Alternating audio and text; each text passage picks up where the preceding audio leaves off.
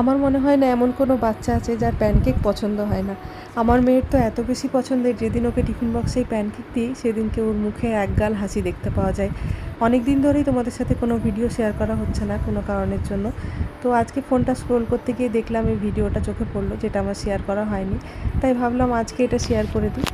কিছুদিন আগেই বানিয়েছিলাম কাস্টার্ড প্যানকেক, এই জন্য কাস্টার্ড পাউডারটাকে কিছুটা দুধের মধ্যে গুলে নিয়েছিলাম আর ইনস্ট্যান্ট একটা বাটার মিল্ক তৈরি করেছিলাম। এরপর 1 কাপ আটার মধ্যে কিছুটা মিল্ক পাউডার, কাস্টার্ড মিক্স, তার সাথে বাটার মিল্ক আর হানি দিয়ে প্যানকেকের ব্যাটারটা তৈরি করেছিলাম।